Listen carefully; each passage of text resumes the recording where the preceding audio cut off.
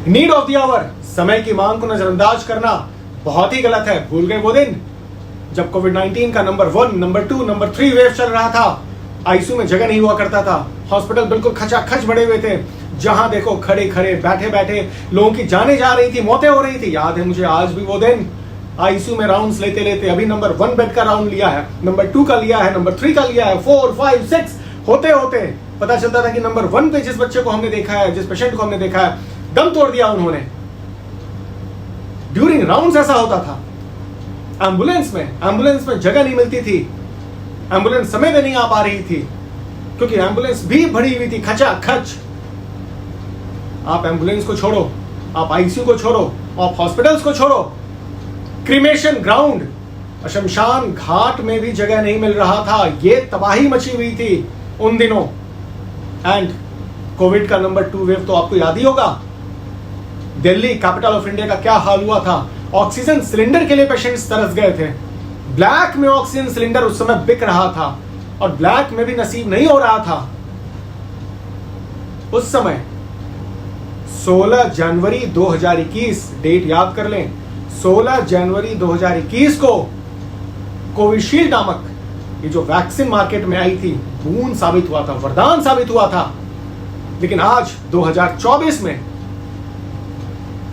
कुछ लोग मीडिया में आकर इस कोविशील्ड 19 जो कोविड-19 के अगेंस्ट काम कर रहा था, आज इसको लोग क्रिटिसाइज कर रहे हैं। ठीक उसी तरीके से जैसे कुछ दिनों पहले आपने देखा है एक वीडियो में रेमडेसिविर को लोगों ने किस तरीके से क्रिटिसाइज किया। Remdesivir the magical drug.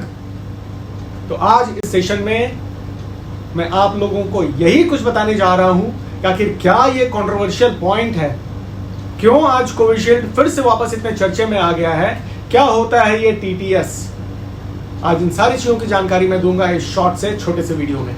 And last में जब कंक्लूड करता रहूंगा इस वीडियो को, तो आप लोगों को एक बात और समझाऊंगा कि अगर ऐसा ही कुछ माहौल रहता तो स्मॉल पॉक्स, याद होगा स्मॉल पॉक्स वैक्सीन, अगर उनको भी इसी तरीके से क्रिटिसाइज किया गया होता तो आज स्मॉल पॉक्स दुनिया से नहीं जाता। एंड वो तो छोड़ो, आज अगर सर में दर्द हो जाए तो पैरास्टामोल, बदन में दर्द हो जाए तो पैरास्टामोल, फीवर हो जाए तो पैरास्टामोल, कहीं चोट लग गई तो पैरास्टामोल, मतलब हर घर में पैरास्टामोल इस तरीके से मिलती है जैसे मानो कि भूंजा मिल रहा है, एंड लोग भूंजे की तरह इसको खाते हैं। तो क्या ये पैरास्टामोल 100% सेफ है?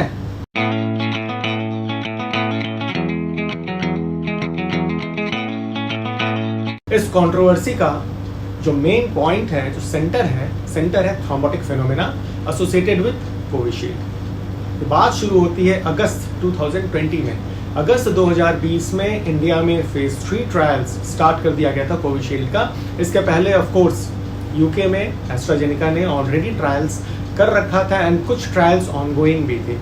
होता क्या है, सितंबर में एक केस, इंडिया में नहीं, एक केस बाहर किसी ट्रायल्स में देखा गया, उनको थ्रोम्बोटिक एपिसोड हुआ था। एक पेशेंट को निकल कर आया था ये थ्रोम्बोटिक एपिसोड, जिसके वजह से सितंबर में ही DCGI that is drug controller general of India, इसने एक नोटिस भेजा एस्ट्राजेनेका कंपनी को कि आपके इस ट्रायल में एक पेशेंट को थ्रोम्बोटिक फेनोमेना निकल कर आया है, तो ये हमारे लिए सेफ नहीं है।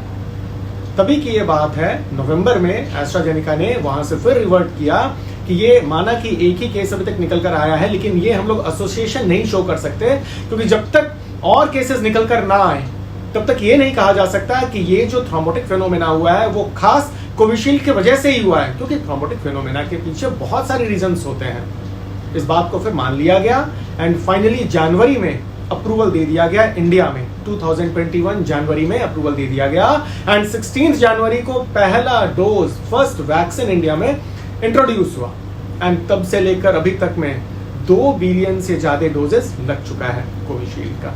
इसके बाद में जाने बहुत सारी वैक्सीन भी मार्केट में आई भी और गई भी। तो अब यहाँ पे क्या होता है, 2024 में, जस्ट अभी की बात है, अब एस्ट्राजेनेका ने जब और भी ट्रायल्स हुआ, देखा गया तो ये देखा गया कि 1 लाख में इंसिडेंस निकल कर आया है 1% का। मतलब कि आप 1 लाख इंसानों को अगर आप वैक्सीनेट करते हो तो किसी एक इंसान में हो सकता है कि थ्रोम्बोटिक फेनोमेनन देखने को मिले। इस चीज को इसने यूके के कोर्ट में एडमिट किया है एस्ट्राजेनिका कंपनी ने। अब इसी बात को लेकर, इस बात को लेकर आज मीडिया में एक हैवॉक क्रिएट कर दिया गया है, एक पैनिक सा माहौल बना दिया गया है कि जिन लोगों ने भी कोविशील्ड इंजेक्शन लिया है, वैक्सीन लिया है, उनकी जान अब खतरे में है। उनको थ्रोम्बोटिक फिनोमेना कभी भी हो सकता है, उनको हार्ट अटैक कभी भी आ सकता है। तो जरा सा यहां पे रुकें, थमें एंड सोचें, थोड़ा कॉमन सेंस अप्लाई करें। मैंने जस्ट इस वीडियो के स्टार्टिंग में ही आपको बोला था, नीड ऑफ द आवर को समझना बहुत जरूरी है। जब तक आप समय की नजाकत को नहीं समझेंगे, जब तक आप इसको तौलना नहीं सीखेंगे, बैलेंस करना नहीं सीखेंगे, तब तक कोई भी चीज पॉसिबल नहीं है। अब बैलेंस करने का मतलब यह है कि जब कोविड-19 1, 2, 3 वेव्स चल रहा था, खासकर सेकेंड वेव जब चल रहा था कोविड-19 का, तो उस समय यही वैक्सीन था जो वरदान की तरह साबित हुआ। न जाने कितने लोगों को लगा यहाँ, एंड लगने के बाद न जाने कितने लोगों को फिर बचावा भी मिला, प्रोटेक्शन भी मिला। माना कि ठीक है, 1 लाख पेशेंट्स में, 1 लाख लोगों में किसी एक को थ्रोम्बोटिक फिनोमेना हो भी गया, तो इसका ये तो मतलब नहीं है कि आप इस वैक्सीन को कंप्लीटली डिसरिगार्ड कर दो, आप इस वैक्सीन को डिसरिस्पेक्ट करना शुरू कर दो। इसका ये तो मतलब नहीं होता है कि किसी एक पेशेंट में या किसी 2 पेशेंट में ऐसा फिनोमेना आ गया तो उस समय जो कोविड-19 चल रहा था, आप जरा इस बात को सोचें कि अगर इस वैक्सीन को उस कोविड-19 के समय में, एरा में नहीं दिया गया होता तो न जाने कितनी सारी जानें उस समय चली गई थी। एंड जब जान रहेगी ही नहीं तो ये थ्रोम्बोटिक फिनोमेना लेकर करेंगे क्या? थ्रोम्बोटिक फिनोमेना तो तभी होगा जब आप में जान बची है, जब आपका बचावा हो गया है इस कोविड-19 से। जरा इस बात को समझें। मैंने इसलिए बोला कि मैं एक एग्जांपल के साथ ही आपको समझाऊंगा इस बात को। 1980 में WHO ने स्मॉल पॉक्स को एराडिकेट घोषित कर दिया था। अब याद करें, स्मॉल पॉक्स वैक्सीन ये भी बहुत सेफ वैक्सीन नहीं था। स्मॉल पॉक्स वैक्सीन से भी एनकेफ्लाइटिस होता था, पोस्ट वैक्सीन एनकेफ्लाइटिस, वो भी कुछ पेशेंट्स में देखा गया था। ये भी एक रेयर फिनोमेना था। लेकिन क्या जस्ट ये एक एनकेफ्लाइटिस को लेके अगर स्मॉल पॉक्स वैक्सीनेशन के उस कैंपेन को बंद करा दिया गया होता तो क्या आज इस दुनिया से स्मॉल पॉक्स कभी उठ पाता? पॉसिबल ही नहीं था स्मॉल पॉक्स उठ जाना। ठीक इसी तरीके से एडवर्स इफेक्ट की बात करें, साइड इफेक्ट हर एक मेडिसिन का जहां इफेक्ट होता है वहां पे थोड़ा थोड़ा साइड इफेक्ट जरूर मिलता है। मैंने पहले ही बोला, हर घर में भूंजे की तरह मिलता है ये पैरासिटामोल। सर दर्द हो गया, बदन दर्द हो गया, बैक में दर्द हो रहा है, चोट लग गई है, बुखार आ रहा है, तो पैरासिटामोल लेते हैं लोग। तो पैरासिटामोल का अगर आप देखोगे डीपली, अगर आप इसको भी आप रीड करोगे तो आपको मिलेगा कि पैरासिटामोल से भी किडनी इंजरीज होता है। जी हाँ, कभी कभी तो एक्यूट रीनल फेलियर तक हो जाता है, किडनीज काम करना ही बंद कर देता है। अब इसका ये तो मतलब नहीं है कि आपको हीट स्ट्रोक हुआ है, 104 फ़ारेनहाइट का टेम्परेचर आप में है, एंड आप ये सोच के पैरासिटामोल ना लो कि मेरा कहीं किडनी तो इंजरी नहीं हो जाए। पहले आप हीट स्ट्रोक से तो बचकर निकलो, किडनी इंजरीज तो बाद में देख लेंगे। तो इस तरीके से किसी एक मेडिसिन को, किसी एक वैक्सीन को, किसी एक ड्रग को इस तरीके से डिसरिस्पेक्ट करना बिल्कुल भी गलत है। एटलीस्ट मैं इस मेडिकल प्रोफेशन में होकर ऐसा तो कभी नहीं कह सकता कि ये मेडिसिन इतनी गलत थी और ये मेडिसिन इतनी गलत थी। जहां इसने लाखों करोड़ों की जान बचाई है, वहां पे अगर कुछ 1, 2, 4 साइड इफेक्ट्स आ भी रहा है तो उसको मैनेज किया जा सकता है। It's very well manageable.